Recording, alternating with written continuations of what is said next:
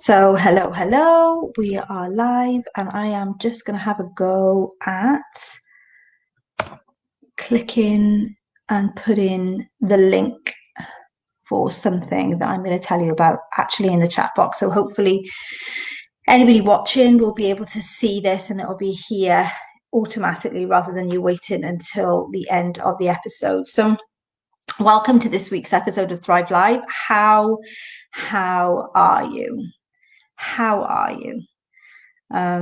Really, I know that for myself, this time has been one of the most powerful times to show me clarity on what I want and do not want in my life. It's also been like a really powerful time to get really clear on my values, what is meaningful, what is not. So it's been a fantastic time for that, but also it has been a great challenge to stay consistent in mindset and mood and energy with everything that is going on. And, I work with a lot of women and they report in the same, the longer that this goes on and the more difficult it becomes to maintain your energy, to maintain your mindset.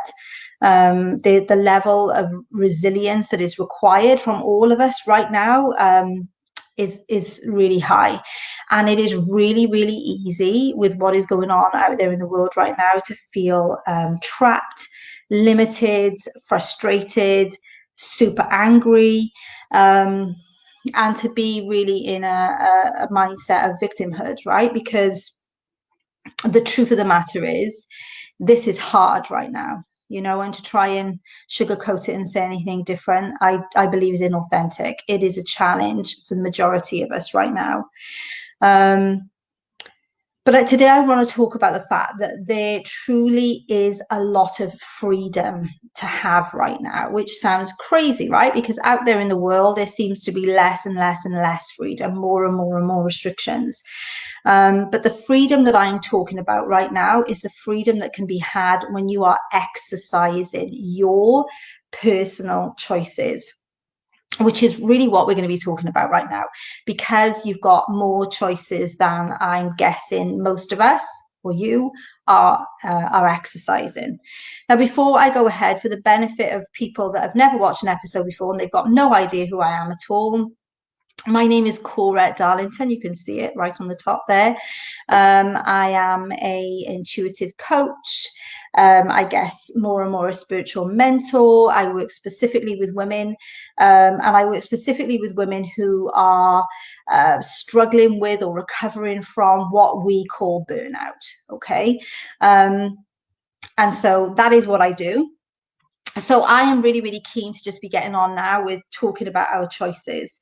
Now, we make hundreds and hundreds of choices every single day, and each and every one of those small choices greatly affect the greater outcome and the trajectory of our lives. So every single day we get up, from the moment that we wake up until the moment that we go to bed at night, we are making choices, hundreds and hundreds of choices. Now, the first big choice, I believe, is necessary for us to really navigate this ongoing situation and navigate just life in general. Okay, so let's not just make it all about the challenge that is going on right there. Let's just talk about life in general. I think the biggest and most fundamental choice that we have to make, well, in relation to life and in relation to this thing, is that who we are going to be in relation to it, who we're going to be in relation to this thing, how we're going to be in relation to life just in general. Are we going to be fear? Are we going to be judgment? Are we going to be hatred, right, in relation to this thing, in relation to life? Or are we going to be love and hope and light and compassion and empathy and understanding in relation to this thing or relation to life? Now, the thing is, I can remember reading, actually, it's right up there on my bookcase right now, one of my favorite books, and I think it's called The Path to Happiness or something. It's by the Dalai Lama. I absolutely love the Dalai Lama. And he talks about love being who we are at our core. Now, that sounds really beautiful, but what does that actually mean to us, right? In our everyday lives and in our bodies and our systems. So I really want to ground this. If you are judging someone, criticizing someone, fearful of something, anything like that, feel those emotions, feel that in your system, actually in your physical system. And if we can plug into any of that right now, we can feel it in our system, and it feels toxic because it is. It goes against who we are. But when we can find some understanding for someone, when we can have empathy for somebody, when we choose to love someone, when we choose to understand something, feel that in our system. And you can tell viscerally in your body which one you're going to be more in alignment with, which one is going to be bringing about a sense of well-being and which one isn't. And every single time it is going to be that if you choose to be in relation to this thing and in relation to life and actually in relationship to yourself, we're going to talk about that in a minute, from a place of love, and every other emotion that circles around that, right, which is hope, sometimes it's excitement, sometimes it's just grace, joy, whatever it is. Whenever you decide that you are going to be that in relation to anything, you will, in your system, in your life, thrive. That's just how it is. So I think the first fundamental choice that we have to make, and the fundamental choice that we should intentionally, consciously exercise, is to decide who we are going to be in relation to this thing, this great challenge that we've got going on right now, global challenge, and life and ourselves.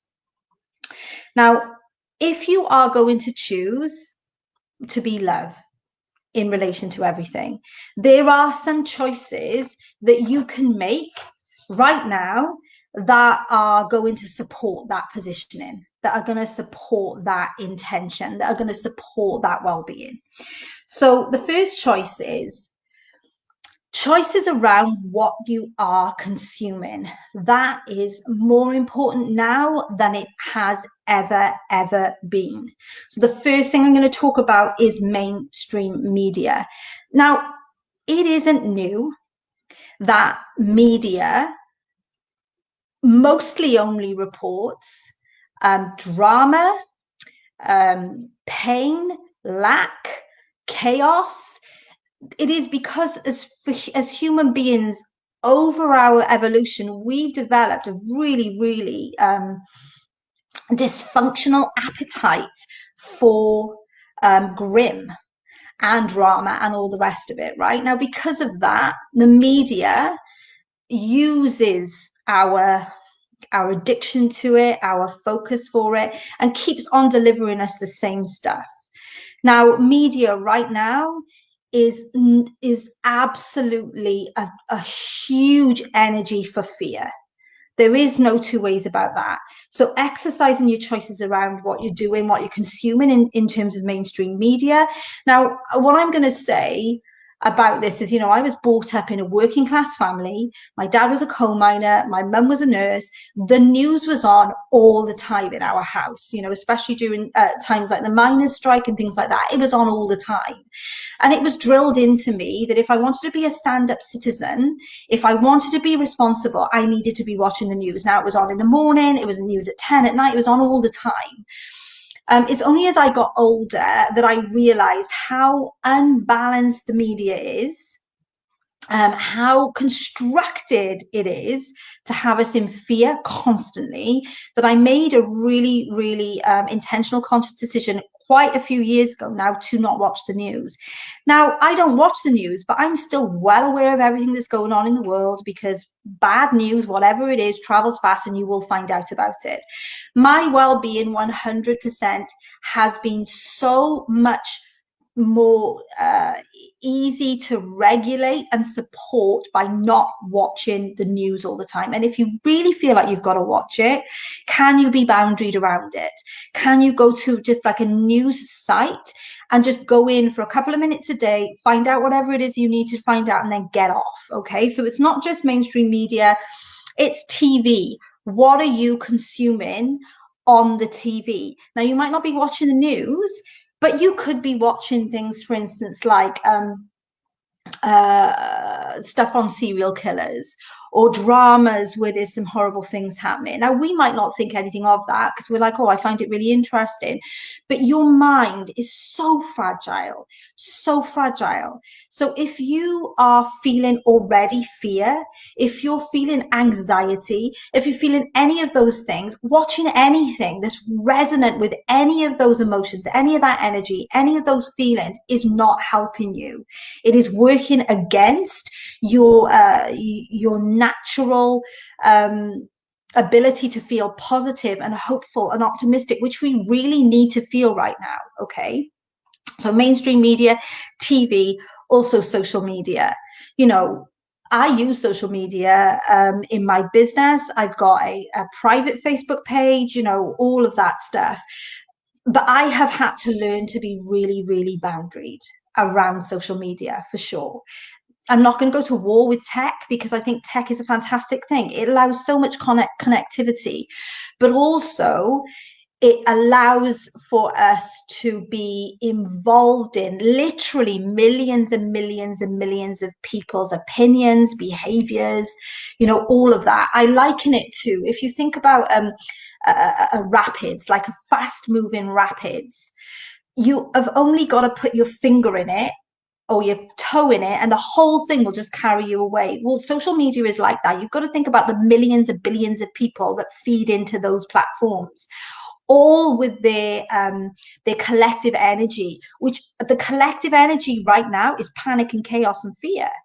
So it stands to reason that, you know, if you're going to be on that all the time, you're also going to be absorbing all of that. You'll be feeding into the collective consciousness. So there is so much more of a greater responsibility if you want to protect your energy, if you want resilience, if you want to protect your well-being, that you are really careful about this consumption piece. It is really, really important. You can exercise your choices there for sure. The next one, it kind of feeds into it, is be mindful of where you're focusing and placing your energy. Mindful and alert. This is coming down to also conversations and relationships. Okay. Are you allowing yourself to be drawn into conversation after conversation after conversation about how terrible everything is, catastrophizing, all of that stuff? Check in, because, and this is going to feed into the next one now, because the things that we say, the conversations that we have, we are bringing more energy to it. We're bringing more energy to it, amplifying the collective energy of fear, right? Rather than amplifying the energy of, you know, of optimism and positivity and hope and love and compassion, empathy, all of those things. Have a little look how you're conversing. What is coming out of your mouth? Who are you conversing with? Are you conversing with people that are constantly heavy, who are constantly having to go at other people? You know, all of those things. Take a look at what you are getting involved in. And is it opposite to well-being? Because I think if we really, really look at our relationships, how we be in those relationships, the things that we are saying, they'll be working against us rather than for us. So watch also not only what you're having conversations about, the people that you are around, because, you know, it's not like you can separate yourself from your family, you know, certain friends. I'm not saying to just, you know, come out of relationships, but I am saying be boundaried around your conversations. If you're having conversations with people and you leave those conversations feeling absolutely flat, hopeless, all those other things, you are going to need to have communications with those people to say, can we just not talk about that subject? Can we just not? Because this thing that's going on right now is divisive. It takes 5 seconds to be completely drawn in by it. And before you know it, you're scrapping with people on social media feeds, all of that type of stuff. Carrie Ann is saying, it seems to be all people have to talk about it at the moment. So how do we divert? You know, of course, people are talking about it all the time at the moment because this is really up for people. You know, it's directly affecting people's life, people not seeing their families and friends for such a long time, homeschooling, all of those types of things. You can You can definitely steer conversations in a way that if people are going to start to just, really, I think the conversations that are the most damaging are when people are really criticizing other people, judging other people, making other people wrong, all of that type of stuff. That's really, really, that's really, really damaging for us. So you can say, after, you could give it like 5 minutes, and if they're still talking about it, you can say, hey, let's talk about something different. You can definitely, definitely navigate a conversation in a different way if you want to. And right now you're going to have to, because we have to protect our energy like never, ever before. Um, and then the other thing that I want to say, the other choice that you must exercise, is to radically, radically self-care like never ever before. I talk about this all the time, but if you want to take responsibility of your energy and well-being, your self-care has to be on point. You need to be doing the things that renew you, regenerate you. It could be right now that you need to sleep more than you would normally. I am definitely needing to sleep more than I would normally sleep. Some of the clients that I've got going through a really, really tough time, they come into their sessions like that. That's a whole other level of energy management for me. I'm homeschooling as well, another whole other level of energy management. So I'm really having to take a look at, right, what do I need to be able to resource myself right now?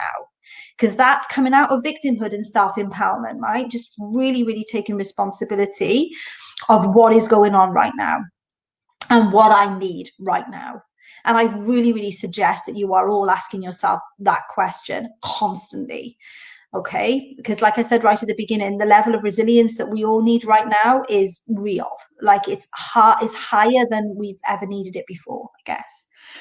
Now, a side note to all of this, even when you choose the position of love, even when your intention is to be full of empathy and compassion and understanding and to find hope and be optimistic and all of those things, there are always going to be days when it feels too much, when it all goes to shit.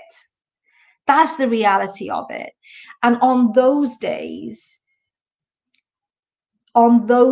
more importantly than ever, is that love that we're talking about generating in ourselves be directed at ourselves, like radical self-love when we're in a mess, when we are feeling sad, even depressed, when we've maybe had a row with somebody, when we maybe shouted at our kids or whatever it is.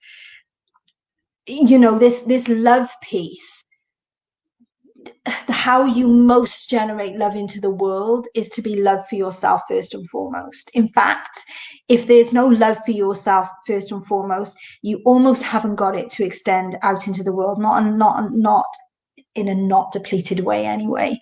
So the reality of it is, there are going to be days when we're going to feel all sorts of ways. There's going to be days when we can barely get out of bed at times, right? I definitely had those days. And on those days, we absolutely must practice so much self-love and self-compassion and self-nurture, all of that. That the choice to love yourself is quite honestly the greatest choice you could ever make, and it is perhaps the most important choice of all, is to love ourselves and support ourselves no matter what. Not just on the days when we think we're winning and we're doing a really good job, normally to the external world standards, right? It's so easy to be encouraging of ourselves then. But when we've screamed at the kids like a banshee, when our house looks like a tip, when we've missed an important call, when it's so easy then for us to self-abandon. We abandon ourselves in those moments. And so, the biggest choice of all is to love yourself regardless. And then you're able to just extend that out into the world more and more and more, to the people and the communities around you. So the point is, we all have so many choices. That is the truth, that we are not necessarily exercising. And sometimes, I was looking at, why do we sometimes not do the things that we know are going to help us, support us? And I think it can sometimes come from a place of resistance and non-acceptance of what is. It is really difficult to accept what is right now. We want it to be different. You know, lots of us want our lives back. We want whatever normal was. You know, we are grieving. And it's difficult to get to a place of acceptance when all of that is going on. But it is only when we give up the resistance and we accept how it is that we can begin to exercise our choices. We begin to see where we are able to gain control of our lives again. You know, where we're able to practice our own autonomy and our own sovereignty. The world would have us believe that we are minimized right now, that we've got no choices right now. It is a lie. I just want to keep on pointing you back to yourself all the time. So more powerful, so much more powerful than we think that we are. So many more choices than we think that we have. And this is ultimately all about the relationship with you. Okay. Now, you may be able to see in the chat box. Hopefully you can. And I'm going to see. Hopefully you can. And I'm going to post it in there again after this episode. I am running a free masterclass this month. It's called the Soul Creator Masterclass, and it's going to unpack exactly how you can reclaim your life and your freedom in a way that makes sense to you. Remember just now, I just said it's all about the relationship with yourself. Most of us are not in relationship with ourselves. We're really not. Like, we don't really know who we are. We don't really know what we want anymore. It's certainly right now, it's pushed everything up in the air. We don't know who we are. We don't know what we want. We don't know what we need. We don't ask ourselves those questions. We're not in relationship with ourselves that way. And it's only when you begin to be in relationship with yourself that way that you can really figure out how you want this to go. Not how the world thinks that you should want it to go, but locally in you, how do you want it to go? So I'm going to be running a masterclass, like I said, this month. If you want to book your free place on there, please do. Just click the link. There's 2 dates. And it isn't just going to be all aspirational stuff. There's going to be some really practical things that you can apply in your life right now that will have you feel very differently, regardless of what is going on outside of you in this external situation. Okay. So I look forward to meeting lots of you on there. I think the first date is pretty much sold out, and the second date is nearly fully booked as well. So please make sure that if you want to book your free space and you want to explore, you know, how you can feel different right now, please do that. I'm also, after this finishes, I'm going to put in a booking link if you ever want to book an exploration call with me to see what it's like to work with me, or whether or not you want to think about joining the community that I run. We've got a couple of the women from that community chatting away in the box right now.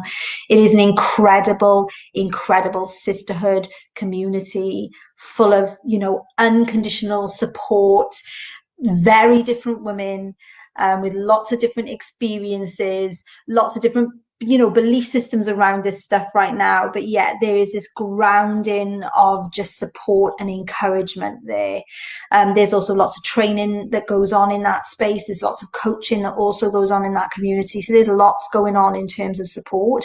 And whether or not it's me that you feel like you want to connect in with for support, or somebody else, you absolutely have got to take very seriously that you need more support right now. For sure. We all do. So I'm sending you lots and lots of love, and I will see you soon.